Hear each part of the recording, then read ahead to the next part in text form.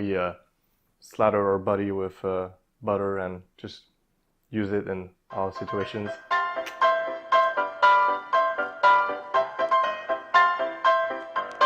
Get off my chair, cat.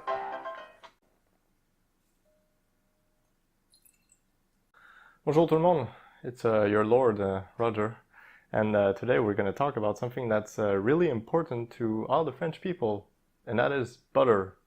And why are we talking about butter today? Well, because the situation is critical, if we could say so.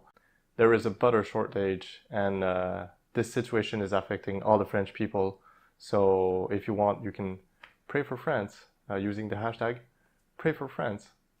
Basically, the butter shortage is because we eat too much of it. We use it in all of our food, whether it be our croissant,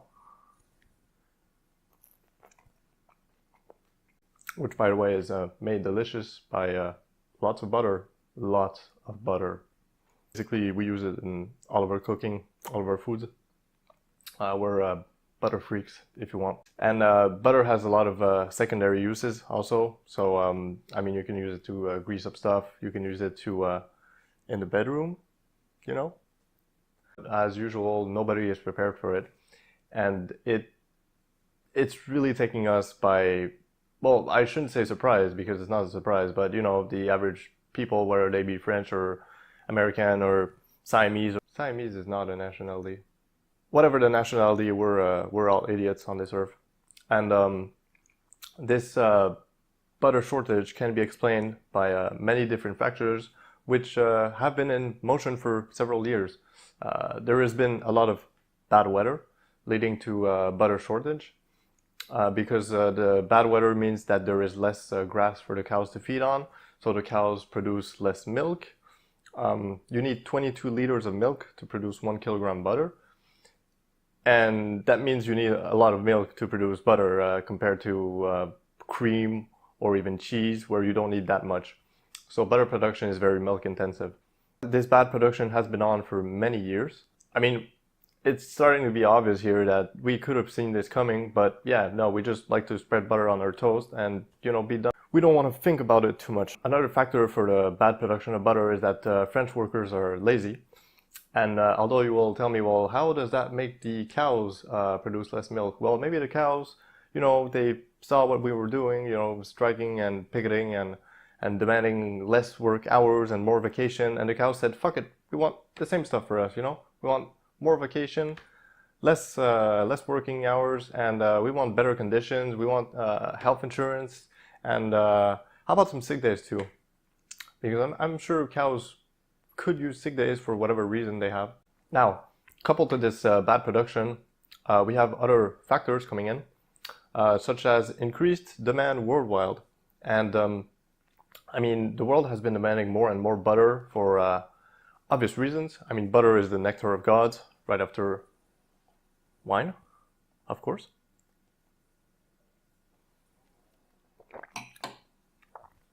And as such, butter has been in increasing demand in the United States.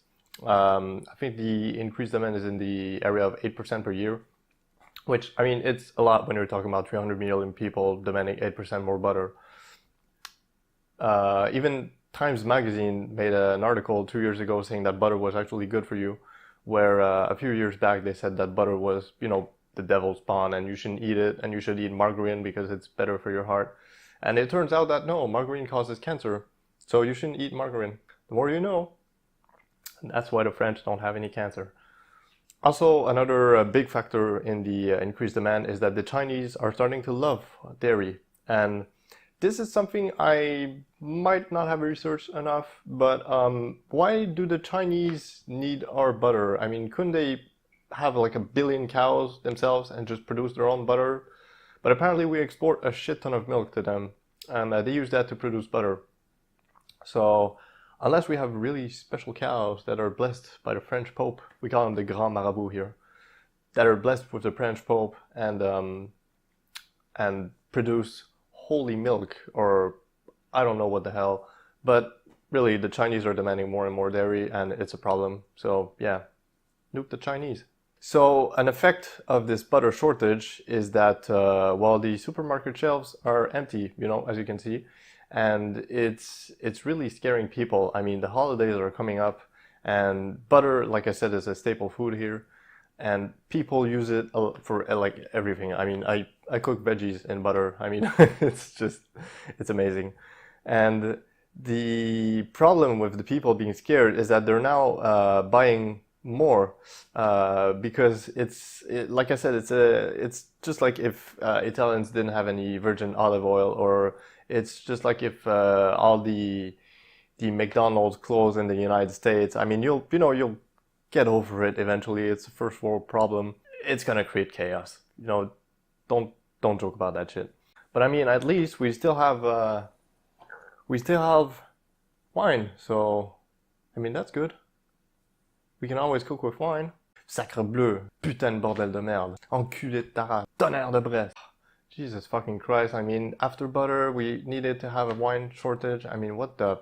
So yeah, people are scared, and they've started to stockpile butter. And this stockpiling is increasing the acceleration at which the shortage is happening, because obviously, like, there's very little on the shelves, and because there's little on the shelves, well, the people are scared, so they're buying more and more because they want to stockpile it for the holidays. And that way, the shelves are getting even more empty, so the people are even more scared, and the little they receive in the stores just goes away at like an amazing rate. Like you wouldn't believe it. The butter shortage is only accelerating faster and faster because people are buying more and more, and it should come back to normal eventually, like everything does. I mean, it's not something that's going to be persistent for many months, I hope. But until then, we stockpile the butter, and we've declared a national emergency. I mean, the president is meeting with the butter producers to see what the hell's going on, and how they can get some more productions out of it. I mean, if we need milk from Estonia, then we'll get milk from Estonia, and that'll be the end of it. I mean, we'll all be radioactive at the end, but who knows? Who cares? I mean, we're already all radioactive, so whatever. In conclusion, I would just add, for all the Americans watching me, that butter is actually bad for you, so don't buy any butter, please. And if you have any, just send it. I'll leave my address in the description below, and you can just send it there, and I'll be glad to receive all your butter and all of your butter byproducts. Maybe not the byproducts. No. That's not a good idea. No. But yeah, butter is bad for you. You shouldn't eat butter. Also, wine is very bad for you. If you drink wine, you'll end up looking at me. So, like an idiot. So, don't drink wine. Don't eat butter.